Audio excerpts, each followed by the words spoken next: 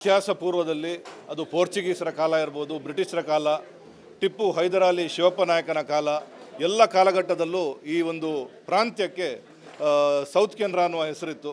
ಕರ್ನಾಟಕ ಏಕೀಕರಣ ಆದ ನಂತರ ಇದನ್ನು ದಕ್ಷಿಣ ಕನ್ನಡ ಅನ್ನುವ ಹೆಸರನ್ನು ಇಟ್ಟರು. ದಕ್ಷಿಣ ಕನ್ನಡ ಅನ್ನುವ ಹೆಸರು ಇಲ್ಲಿಯ ಯಾವ ವಿಚಾರವನ್ನು ಕೂಡ ಸೂಚಿಸೋದಿಲ್ಲ. ಇದು ಕರ್ನಾಟಕದ ದಕ್ಷಿಣವೂ ಅಲ್ಲ, ಇದು ಕರ್ನಾಟಕದ ಪಶ್ಚಿಮ ಭಾಗದಲ್ಲಿದೆ. ಇಲ್ಲಿ ಕನ್ನಡ ಅಂತ ನಮಗೆಲ್ಲರಿಗೂ ಗೌರವ ಇರುವಂಥ ಕನ್ನಡ ಭಾಷೆ ಮೇಲೆ ಗೌರವ ಇದೆ. ಆದರೆ ಇಲ್ಲಿ ಕನ್ನಡ ಆಡಳಿತಾತ್ಮಕ ಭಾಷೆ ಆದರೂ ಕೂಡ ಇಲ್ಲಿ ತುಳು, ಕೊಂಕಣಿ, ಬ್ಯಾರಿ ಎಲ್ಲ ಭಾಷೆಗಳನ್ನು, ಕೊರ್ರ ಭಾಷೆ, ಹವ್ಯಕರ ಭಾಷೆ ಎಲ್ಲ ಭಾಷೆಗಳನ್ನು ಮಾತಾಡ್ತಾರೆ. ಆದ್ದರಿಂದ ಈ ಹೆಸರು ಈ ಪ್ರಾಂತ್ಯಕ್ಕೆ ಸೂಕ್ತ ಅಲ್ಲ ಅನ್ನೋ ಒಂದು ಕೂಗು ಭಾಳಷ್ಟು ದಿನಗಳಿಂದ ಕೇಳಿಬರ್ತಾ ಇತ್ತು. ಈಗ ಯುವಕರೆಲ್ಲ ಸೇರಿ, ತುಳುಪರ ಹೋರಾಟಗಾರರು, ಸಂಘಟನೆಗಳೆಲ್ಲ ಸೇರಿ ಈ ಒಂದು ಜಿಲ್ಲೆಗೆ ಬೇರೊಂದು ಹೆಸರಿಡಬೇಕು. ಬೇರೊಂದು ಹೆಸರು ಅಂತ ಹೇಳಿದ್ರೆ ಅದು ಯಾವುದೋ ಹೊಸ ಹೆಸರಂತಲ್ಲ.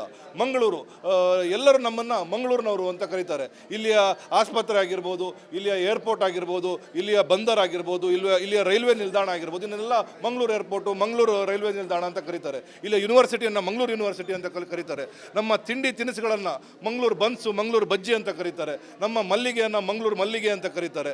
ಈ ರೀತಿ ನಮ್ಮ ಪ್ರಪ್ರಥಮ ರಾಜ್ಯದ ಕನ್ನಡ ದಿನಪತ್ರಿಕೆಯನ್ನು ಮಂಗಳೂರು ಸಮಾಚಾರ ಅಂತ ಕೂಡ ಉಲ್ಲೇಖ ಮಾಡಿರೋದು ನಾವೆಲ್ಲ ನೋಡ್ತಾ ಇದ್ದೇವೆ. ಆದ್ದರಿಂದ ಈ ಒಂದು ಪ್ರಾಂತ್ಯಕ್ಕೆ, ಈ ಒಂದು ಭಾಗಕ್ಕೆ, ಈ ಒಂದು ಜಿಲ್ಲೆಗೆ ಮಂಗಳೂರು ಜಿಲ್ಲೆ ಅಂತ ಇಡಬೇಕು ಅನ್ನೋದು ನಮ್ಮ ಹಕ್ಕೊತ್ತಾಯ ಮಾಡ್ತಾ ಇದ್ದೇವೆ.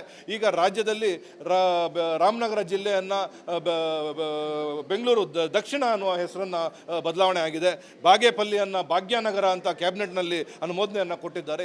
ಈ ಒಂದು ಸಂದರ್ಭದಲ್ಲಿ ನಮ್ಮ ವಿಧಾನಸಭೆ ಅಧ್ಯಕ್ಷರು ಕೂಡ ಈ ಭಾಗದವರು ಆಗಿರುವ ಸಂದರ್ಭದಲ್ಲಿ ನಮ್ಮ ಎಲ್ಲ ಜನಪ್ರತಿನಿಧಿಗಳು, ಎಲ್ಲ ಸಾಹಿತಿಗಳು, ನಮ್ಮ ಜನಪದ ಮೂಲ ಯಾರ್ಯಾರಿದ್ದಾರೆ, ನಮ್ಮ ಆರಾಧಕರು ಯಾರ್ಯಾರಿದ್ದಾರೆ, ಇವರೆಲ್ಲರೂ ಕೂಡ ಈ ಒಂದು ಹಕ್ಕೊತ್ತಾಯನ ಮಾಡ್ತಾ ಇದ್ದಾರೆ. ನಾವು ಕೂಡ ನಮ್ಮ ಈ ಒಂದು ಸಮಿತಿಯ ಪರವಾಗಿ ಅವರೆಲ್ಲರನ್ನೂ ಭೇಟಿ ಮಾಡಿ ನಮ್ಮ ಉಸ್ತುವಾರಿ ಸಚಿವರಿಗೆ ಮನವಿಯನ್ನು ಮಾಡ್ತೇವೆ, ಎಲ್ಲ ಜನಪ್ರತಿನಿಧಿಗಳಿಗೆ ಮನವಿಯನ್ನು ಮಾಡ್ತೇವೆ. ಮುಂದೆ ಮುಖ್ಯಮಂತ್ರಿಯವರನ್ನು ಕೂಡ ಭೇಟಿ ಮಾಡಿ ಈ ಮಂಗಳೂರು ಹೆಸರನ್ನು ಇಡಬೇಕು ಅನ್ನೋ ಹಕ್ಕೊತ್ತಾಯವನ್ನು ಮಾಡ್ತಿದ್ದೇವೆ. ಯಾವುದೇ ಸಾಹಿತ್ಯಗಳ ಮೂಲ ಅದು ಜನಪದ ಆಗಿರ್ತದೆ. ನಾವು ಗಮನಿಸಬಹುದು, ವೇದ, ಶಾಸ್ತ್ರ, ಪುರಾಣಗಳು ಕೂಡ ಮೊದಲೆಲ್ಲ ಜಾನಪದವಾಗಿಯೇ ಇತ್ತು. ಆಮೇಲೆ ಅದು ದಾಖಲೆಗೆ ಬಂದಿರುವಂಥದ್ದು. ಈ ವಿಚಾರಗಳನ್ನು ನಾವು ಮುಂದಿಟ್ಟಾಗ ನಮ್ಮ ತುಳು ಭಾಷೆಗೆ, ತುಳು ನಾಡಿಗೆ ಒಂದಷ್ಟು ಇತಿಹಾಸಗಳಿದೆ, ಜನಪದ ಹಿನ್ನೆಲೆಗಳಿದೆ, ಪಾರ್ದನ ಐತಿಹ್ಯಗಳಿದೆ. ನಾವು ಗಮನಿಸ್ಬೋದು, ಒಂದು ಕಾಲದಲ್ಲಿ ನಮ್ಮ ತುಳುನಾಡು, ತುಳು ರಾಜ್ಯ, ಮಂಗಳೂರು ರಾಜ್ಯ, ವಿಜಯನಗರ ಕಾಲದಲ್ಲಿ ಉಲ್ಲೇಖಗಳಿತ್ತು. ಅದಕ್ಕೂ ಸೀಮೆಗಳು ಕೂಡ ಇತ್ತು. ನುಡಿಕಟ್ಟಲ್ಲಿ ಬರ್ತದೆ, ರಾಮೇಶ್ವರ ಗಡಿ ಹಿಡಿದು ನೀಲೇಶ್ವರ ಗಡಿ, ನೀಲೇಶ್ವರ ಗಡಿದ ಅಂಕೋಲ ಗಡಿ, ಮುಡೈಘಟ್ಟ, ಪಡ್ಡಾಯಿ ಕಡಲು, ತುಳು ರಾಜ್ಯ 32 ಗಾವುದಾನ ಪಣಪವಂಡೆ ಅಂತ ಎಲ್ಲ ನುಡಿಕಟ್ಟುಗಳು ಬರ್ತವೆ. ಆದರೆ ಈ ನೆಲ ಭಾರತ ಅನ್ನುವಂಥದ್ದು ಭಾವನೆಗಳ ಮೇಲಿದೆ. ಭಾವನಾತ್ ಇತಿರಥ ಭಾರತ. ಇಲ್ಲಿ ಏನಾಗಿದೆ, ಪ್ರತಿಯೊಂದು ಪ್ರದೇಶದ ಹೆಸರುಗಳು ಆ ನೆಲದ ಅಸ್ಮಿತೆ ಆಗಿರ್ತದೆ, ಆ ನೆಲದ ಭಾವನೆ ಆಗಿರ್ತದೆ. ನಮ್ಮ ತುಳುನಾಡಿನ ಒಂದಷ್ಟು ಭಾವನಾತ್ಮಕ ಹೆಸರುಗಳಿದ್ದಾವೆ. ಇಲ್ಲಿ ತುಂಬ ಭಾಷೆಗಳಿದೆ. ಕೊರ್ರ ಭಾಷೆ ಆಗಿರ್ಬೋದು, ಕೊಡವ ಭಾಷೆ ಆಗಿರ್ಬೋದು, ಅರೆ ಭಾಷೆ ಆಗಿರ್ಬೋದು, ಇಲ್ಲಿ ಕೊಂಕಣಿಯಲ್ಲಿ ಒಳಗಿರುವಂಥ ಬೇರೆ ಬೇರೆ ಭಾಷೆಗಳು, ಕುಡುಬಿ ಆಗಿರ್ಬೋದು, ಬೇರೆ ಬೇರೆ ಭಾಷಿಗರು ನಮ್ಮ ಮಂಗಳೂರಲ್ಲಿದ್ದಾರೆ.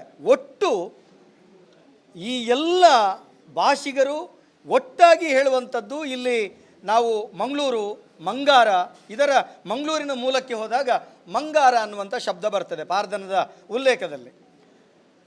ಮಾನಿ ಮಂಗಾರ ಅನ್ನುವಂಥ ಶಬ್ದದಿಂದ ಮಂಗಳೂರು ಬಂದಿದೆ ಅನ್ನುವಂಥದ್ದು ತುಂಬ ದಾಖಲೆಗಳು ಸಿಗ್ತದೆ. ಉದಾಹರಣೆಗೆ ಬಿಕ್ಕರ್ನಗಟ್ಟೆ ಅನ್ನುವಂಥ ಹೆಸರು ಬಂದದ್ದು ಬಿಕ್ಕೂರು ನಾಯಿಗರ ಗಟ್ಟೆ ಅನ್ನುವುದರಿಂದ. ಅವರು ಬಿಕ್ಕೂರು ನಾಯಿಗರ್ ಅನ್ನುವರು ದೊಡ್ಡ ಕೊಡುಗೈ ದಾನಿಗಳಾಗಿದ್ದರು, ಸಮಾಜ ಸೇವಕರಾಗಿದ್ದರು.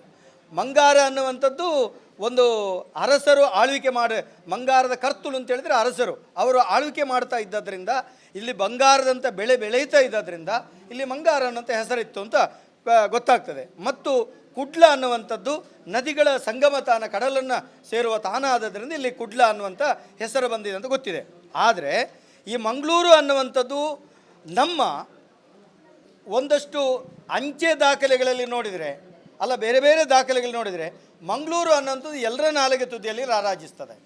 ದೇಶ ವಿದೇಶಗಳು ಕೂಡ ನಾವು ಮಂಗಳೂರಿನವರು, ನೀವು ಮಂಗಳೂರಿನವರು ಅಂತ ಹೇಳಿದರೆ ಹೆಮ್ಮೆ ಪಡುವಂಥ ಪದ್ಧತಿ ಇದೆ.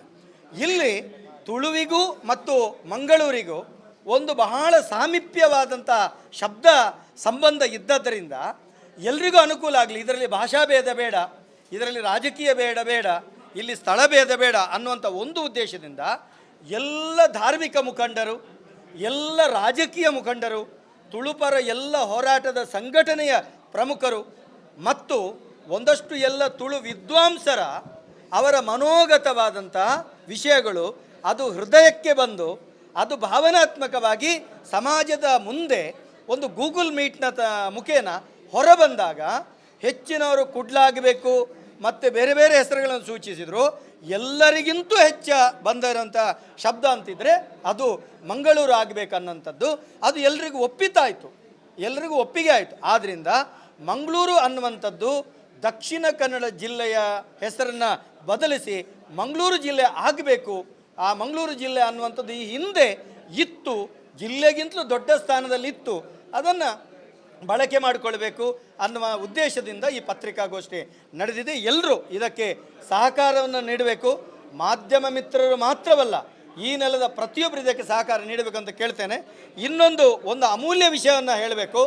ಮಂಗಳೂರು ಅಂತ ಹೇಳಿದಾಗ ಇದಕ್ಕೂ ತುಳುನಾಡಿಗೂ ಸಂಬಂಧ ಬರ್ತದೆ. ಮತ್ತು ನಮ್ಮ ಜನಗಣತಿಯ ಸಂದರ್ಭದಲ್ಲಿ ಮಾತೃಭಾಷೆ ಅವರ ತುಳು ಅಂತ ಬರೆಯುವಂಥದ್ದನ್ನು ತಪ್ಪಿ ಹೋಗುವುದನ್ನು ಕೂಡ ಇದರ ಮುಖೇನ ತಪ್ಪಿಸುವುದಕ್ಕೆ ಸಾಧ್ಯ ಆಗ್ತದೆ, ಜಾಗೃತಗೊಳಿಸುವುದಕ್ಕೆ ಸಾಧ್ಯ ಆಗ್ತದೆ ಅಂತ ಹೇಳಿಕೊಳ್ಳುತ್ತಾ ಮತ್ತೊಮ್ಮೆ ನಾನು ಎಲ್ರಿಗೂ ಧನ್ಯವಾದವನ್ನು ಹೇಳ್ತೇನೆ. ಇತಿಹಾಸ ಪೂರ್ವದಲ್ಲಿ ಅದು ಪೋರ್ಚುಗೀಸರ ಕಾಲ ಇರ್ಬೋದು, ಬ್ರಿಟಿಷರ ಕಾಲ, ಟಿಪ್ಪು ಹೈದರಾಲಿ ಶಿವಪ್ಪ ನಾಯಕನ ಕಾಲ, ಎಲ್ಲ ಕಾಲಘಟ್ಟದಲ್ಲೂ ಈ ಒಂದು ಪ್ರಾಂತ್ಯಕ್ಕೆ ಸೌತ್ ಕೆನರಾ ಅನ್ನುವ ಹೆಸರಿತ್ತು.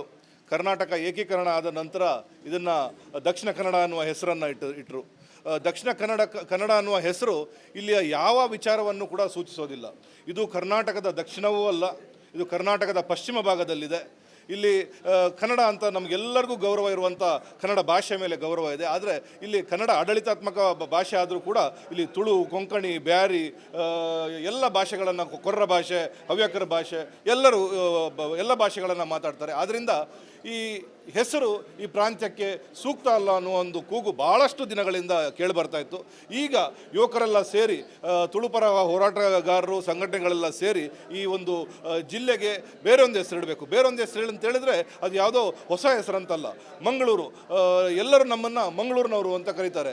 ಇಲ್ಲಿಯ ಆಸ್ಪತ್ರೆ ಆಗಿರ್ಬೋದು, ಇಲ್ಲಿಯ ಏರ್ಪೋರ್ಟ್ ಆಗಿರ್ಬೋದು, ಇಲ್ಲಿಯ ಬಂದರ್ ಆಗಿರ್ಬೋದು, ಇಲ್ಲಿಯ ರೈಲ್ವೆ ನಿಲ್ದಾಣ ಆಗಿರ್ಬೋದು, ಇದನ್ನೆಲ್ಲ ಮಂಗಳೂರು ಏರ್ಪೋರ್ಟು, ಮಂಗಳೂರು ರೈಲ್ವೆ ನಿಲ್ದಾಣ ಅಂತ ಕರೀತಾರೆ. ಇಲ್ಲಿಯ ಯೂನಿವರ್ಸಿಟಿಯನ್ನು ಮಂಗಳೂರು ಯೂನಿವರ್ಸಿಟಿ ಅಂತ ಕರೀತಾರೆ. ನಮ್ಮ ತಿಂಡಿ ತಿನಿಸುಗಳನ್ನು ಮಂಗಳೂರು ಬನ್ಸು, ಮಂಗಳೂರು ಬಜ್ಜಿ ಅಂತ ಕರೀತಾರೆ. ನಮ್ಮ ಮಲ್ಲಿಗೆಯನ್ನು ಮಂಗಳೂರು ಮಲ್ಲಿಗೆ ಅಂತ ಕರೀತಾರೆ. ಈ ರೀತಿ ನಮ್ಮ ಪ್ರಪ್ರಥಮ ರಾಜ್ಯದ ಕನ್ನಡ ದಿನಪತ್ರಿಕೆಯನ್ನು ಮಂಗಳೂರು ಸಮಾಚಾರ ಅಂತ ಕೂಡ ಉಲ್ಲೇಖ ಮಾಡಿರೋದು ನಾವೆಲ್ಲ ನೋಡ್ತಾ ಇದ್ದೇವೆ. ಆದ್ದರಿಂದ ಈ ಒಂದು ಪ್ರಾಂತ್ಯಕ್ಕೆ, ಈ ಒಂದು ಭಾಗಕ್ಕೆ, ಈ ಒಂದು ಜಿಲ್ಲೆಗೆ ಮಂಗಳೂರು ಜಿಲ್ಲೆ ಅಂತ ಇಡಬೇಕು ಅನ್ನೋದು ನಮ್ಮ ಹಕ್ಕೊತ್ತಾಯ ಮಾಡ್ತಾ ಇದ್ದೇವೆ. ಈಗ ರಾಜ್ಯದಲ್ಲಿ ರಾಮನಗರ ಜಿಲ್ಲೆಯನ್ನು ಬೆಂಗಳೂರು ದಕ್ಷಿಣ ಅನ್ನುವ ಹೆಸರನ್ನು ಬದಲಾವಣೆ ಆಗಿದೆ. ಬಾಗೇಪಲ್ಲಿಯನ್ನು ಭಾಗ್ಯನಗರ ಅಂತ ಕ್ಯಾಬಿನೆಟ್ನಲ್ಲಿ ಅನುಮೋದನೆಯನ್ನು ಕೊಟ್ಟಿದ್ದಾರೆ. ಈ ಒಂದು ಸಂದರ್ಭದಲ್ಲಿ ನಮ್ಮ ವಿಧಾನಸಭೆ ಅಧ್ಯಕ್ಷರು ಕೂಡ ಈ ಭಾಗದವರು ಆಗಿರುವ ಸಂದರ್ಭದಲ್ಲಿ ನಮ್ಮ ಎಲ್ಲ ಜನಪ್ರತಿನಿಧಿಗಳು, ಎಲ್ಲ ಸಾಹಿತಿಗಳು, ನಮ್ಮ ಜನಪದ ಮೂಲ ಯಾರ್ಯಾರಿದ್ದಾರೆ, ನಮ್ಮ ಆರಾಧಕರು ಯಾರ್ಯಾರಿದ್ದಾರೆ, ಇವರೆಲ್ಲರೂ ಕೂಡ ಈ ಒಂದು ಹಕ್ಕೊತ್ತಾಯನ ಮಾಡ್ತಾ ಇದ್ದಾರೆ. ನಾವು ಕೂಡ ನಮ್ಮ ಈ ಒಂದು ಸಮಿತಿಯ ಪರವಾಗಿ ಅವರೆಲ್ಲರನ್ನೂ ಭೇಟಿ ಮಾಡಿ ನಮ್ಮ ಉಸ್ತುವಾರಿ ಸಚಿವರಿಗೆ ಮನವಿಯನ್ನು ಮಾಡ್ತೇವೆ, ಎಲ್ಲ ಜನಪ್ರತಿನಿಧಿಗಳಿಗೆ ಮನವಿಯನ್ನು ಮಾಡ್ತೇವೆ. ಮುಂದೆ ಮುಖ್ಯಮಂತ್ರಿಯವರನ್ನು ಕೂಡ ಭೇಟಿ ಮಾಡಿ ಈ ಮಂಗಳೂರು ಹೆಸರನ್ನು ಇಡಬೇಕು ಅನ್ನೋ ಹಕ್ಕೊತ್ತಾಯವನ್ನು ಮಾಡ್ತಿದ್ದೇವೆ.